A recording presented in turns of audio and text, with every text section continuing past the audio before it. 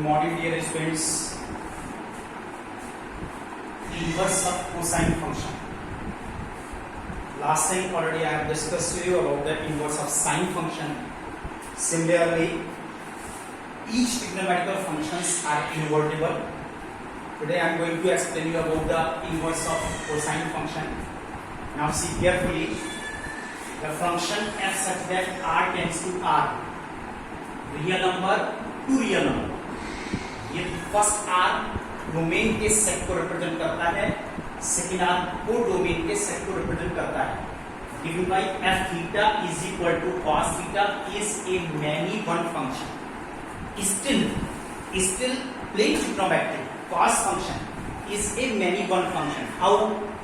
Suppose the cos 30 is square root 3 upon 2, and you know that cos minus 30 is also square root 3 upon 2. That's why 30 and minus 30 both have the same image, that is root 3 upon 2. That's why it is said to be many one. 30 भी root 3 upon 2 से associate है, minus 30 भी root 3 upon 2 से associate है. तो many values are associated to the single value, that is many one function. तो ये एक many one function है, hence it is not invertible. और जब तक ये many one है तो आप इसका इनवर्स फाइंड नहीं कर सकते according to definition of the function. However, f such that अब हमने क्या किया कि इसके डोमेन को r को रेस्ट्रिक्ट किया between 0 to pi close interval, and को डोमेन को r को रेस्ट्रिक्ट किया -1 to 1 में.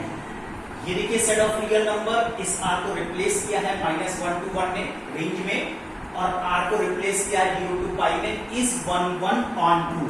तो ये फंक्शन 1 on 2 हो जाता है. 1 on 2 means bijective.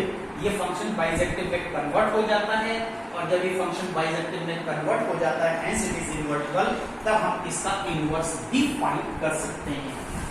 thus if cos 0, pi tends to -1 to 1 is such that cos theta is equal to x, then cos inverse में डोमेन और रेंज को आपस में इंटरचेंज कर दिया जाता है. cos inverse -1 to 1 tends to 0 to pi is defined as, यहां से कि अगर थीटा की वैल्यू निकालते हैं तो we get cos inverse x is equal to theta. तो यहां पर cos inverse x is equal to theta आ जाता है. क्लियर सी बात है कि अगर cos थीटा का डोमेन की बात कर रहे हैं 0 to pi है, cos इनवर्स के डोमेन की बात कर रहे हैं तो -1 to 1 है. cos फंक्शन की रेंज की बात कर रहे हैं तो -1 to 1 है. इनवर्स फंक्शन की रेंज 0 to pi है. The branch of cos inverse -1 to 1 0 to pi, इस ब्रांच को हम प्रिंसिपल वैल्यू ब्रांच कहते हैं.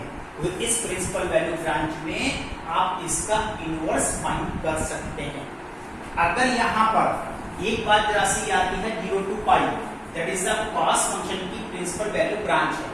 अगर आपसे कहा जाता है इस ब्रांच के अलावा, other than this principal value branch, now tell me one more branch, तो आप यहाँ पर इंटरवल देख लीजिए. इंटरवल 0 to pi है, बस इंटरवल 0 to pi का यहाँ पर स्टैंड करना चाहिए. आप इसकी next branch pi to 2 pi बता सकते हैं, या फिर इसकी लास्ट ब्रांच -pi to 0 बता सकते हैं. ये other than the principal value branch कहलाती है. And the values of cos inverse x lying in 0 to pi. ये देखिए यहाँ पर cos इनवर्स में -1 to 1 ये डोमेन है. आने वाली images belongs to 0 to pi, ये वैल्यूज कहलाती हैं. इसकी वैल्यूज इंटरवल 0 to pi को बिलोंग करना चाहिए. For a given value of x belongs to -1 to 1 is called the principal values. जो वैल्यूज -1 to 1 में अगर आप x की वैल्यू यूज करते हैं तो वो उसकी प्रिंसिपल वैल्यूज कहलाती हैं. तो dear student, this is the inverse of cosine function. कैसे आप इस कोसाइन फंक्शन के इनवर्स को आप कैलकुलेट कर सकते हैं.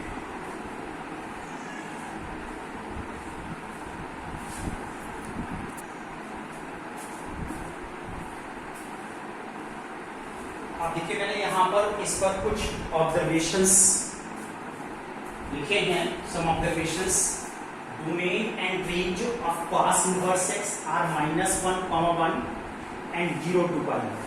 अगर इनवर्स फंक्शन है तो डोमेन -1 to 1 है, रेंज 0 to pi है. Second part, cos and cos inverse are decreasing functions. इस पॉइंट को नोट कीजिए, दोनों ही फंक्शन डिक्रीजिंग है in their respective domain. Meaning thereby if theta 1 less than theta 2, that is implies that cos theta 1 more than cos theta 2. अगर angle theta 1 की value theta 2 से छोटी है, लेकिन आने वाली values cos theta 1 more than cos theta 2 जरूर है. For all theta 1 comma theta 2 belongs to 0 to pi. And x1 less than x2, then cos inverse x1 is more than cos inverse x2. For all x1 comma x2 belongs to -1 to 1. Third point, minimum and maximum values of cos inverse x are 0 and pi. ये range में अगर ये inverse है, this is the range, तो यहाँ पर minimum value range में 0 आ रही है, मैक्सिमम वैल्यू पाई आ रही है. लेकिन ये दोनों वैल्यू यहाँ पर नोट कीजिए respectively which are attended at. देखिए यहाँ पर उल्टा हो गया है, 0 अटेंड होगी 1 पर और पाई अटेंड होगा -1 पर. That is cos inverse 1, this is 0 and cos inverse -1 which is pi. Dear students, today keep revising. आज मैंने आपको इतना बताया है, इसको आप रिवाइज कीजिए. Next time I will discuss you the problems based on inverse of cosine functions. That's all today. Good day.